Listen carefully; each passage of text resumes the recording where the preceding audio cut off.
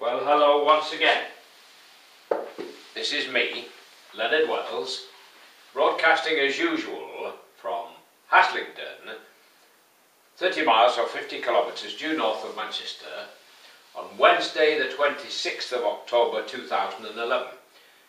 This is a continuation of my series, The United States of Europe, except that we're going to look, just for the moment, at what happened the other night in the House of Commons in the United Kingdom, when half the Tory party voted against the government. Of course, they lost by a big majority.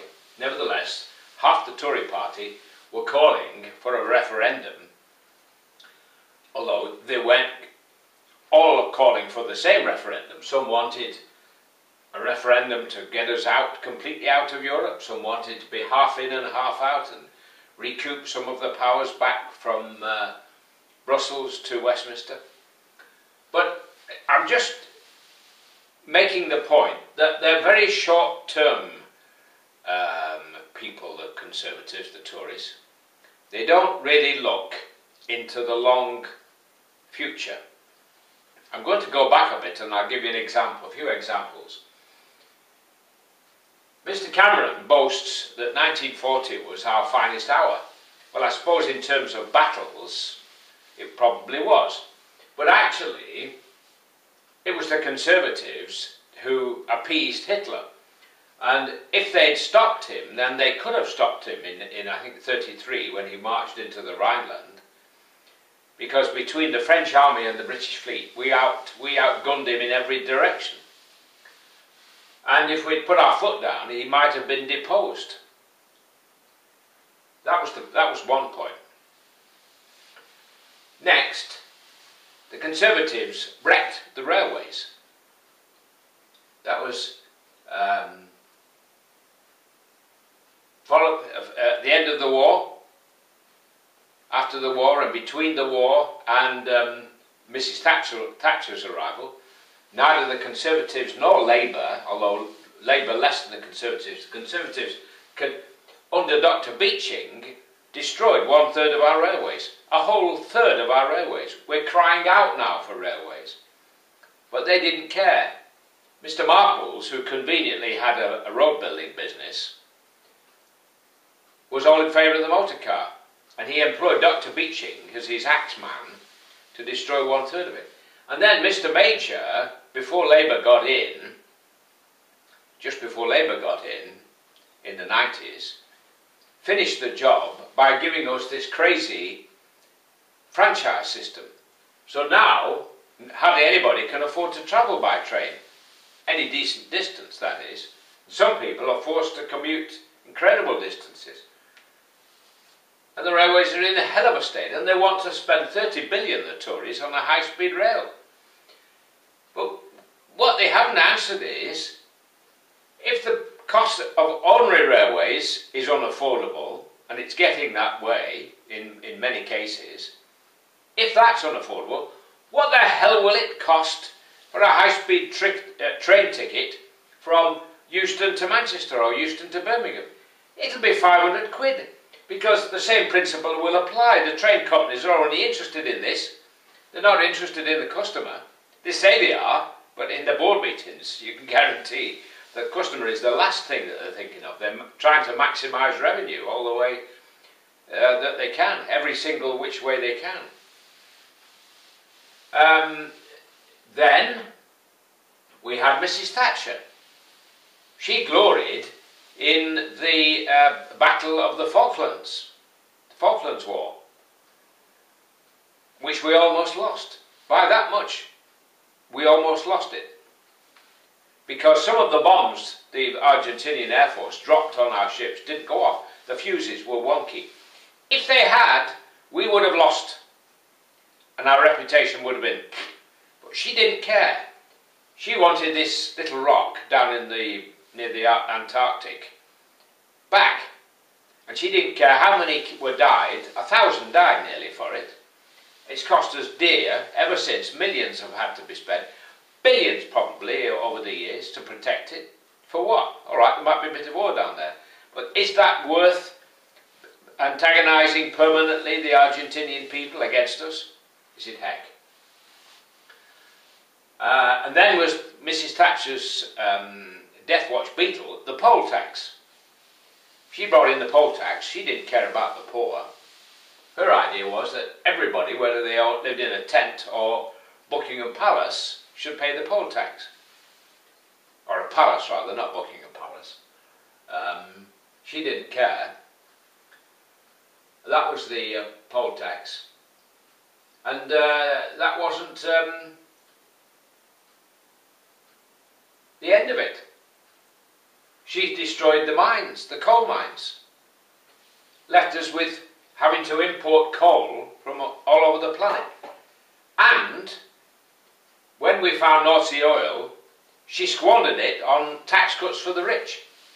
Many, many, many years ago, in the 60s, I was in the Inland Revenue. The top rate of tax was 97.5% on earned income. Now it's 50% and they're squealing now.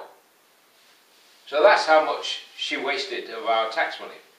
So be careful about the Tories, because as you know, I'm a great believer in the United States of Europe. And it will come. It is the obvious solution to the current problems. And everybody's beginning to say so.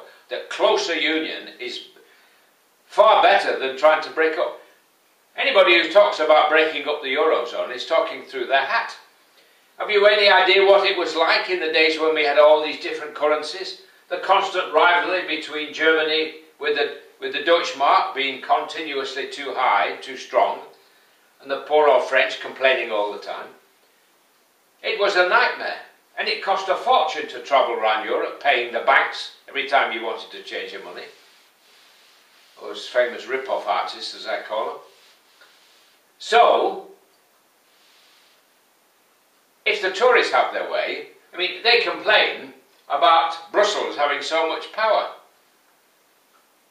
Well, if they insist on giving us a voting system which favours the Tories, then they can't really complain about what goes on in Europe. Somehow I trust the Europeans more than I trust the Tory party. I do, honestly. I mean, what else have they done for us? They've given us education at university level which hardly anybody believes they can afford. It's putting off, already student numbers are down because it's putting young people off applying to university because of the student loan company arrangements whereby you get a loan for your fees and you pay it back once your income reaches a certain level. What I would like to see is a fixed percentage so that anybody who gets, any UK citizen that is, who gets a UK degree will pay 1% of his income over and above the normal rate of tax as long as he lives. So anybody who earns a fortune will pay back more proportionately than somebody who just earns enough to be in the field at which he pays tax, reaches the level at which he pays tax. So, and Mrs. Thatcher destroyed the council houses. So I don't know why people vote Conservative. Maybe it's only the rich that vote Conservative, not the ordinary people, the working people, the people who did the actual fighting when the war was done, and the suffering when the bombs were dropping. Not the super rich, you can guarantee. Well, that's it. Take my advice. Think twice before you vote Conservative next time. They're not interested in the long term, they're only interested in their pockets, because most of them are rich. Most of the cabinet are millionaires. So they're coloured by their own situation. Well, I'm going to close now. We will see in the next 28, 24, 48 hours what has been decided, and I hope it's a coming closer together instead of a breaking apart. I'm sure the right feeling will prevail, because in one sense Adolf Hitler did us a favour, because he's made us all realise how important peace is. More important than the Conservative Party. They want want to keep us little Englanders. They like to think that we're still punching above our weight and all that business. If we have a United States of Europe, it won't be possible to have another Iraq war like Mr. Blair got us into. And it also will be difficult to get us involved in places like Afghanistan. But we will be, if we are united, the strongest power on earth. Already, the GDP of the 27 countries comprising the EU is almost equal to China and the United States combined. But none of these economists in the BBC ever mention that. They talk about how weak Europe is and how strong China is. But it's codswallop, actually. And I am convinced China's going to implode because the disparity between rich and poor is so huge, and the injustices which take place there, it will fall apart. It will literally have a civil war if they're not careful. I hope not, because a lot of people will die in a civil war. I hope not, but I believe they are headed for a fall, a big fall. Whereas in Europe, if we can stick together, we have 2,000 years of peace ahead of us. Well, I'm going to close now. I'm going to say God bless, while it's still legal in the UK to say God bless. Take care. Bye for now.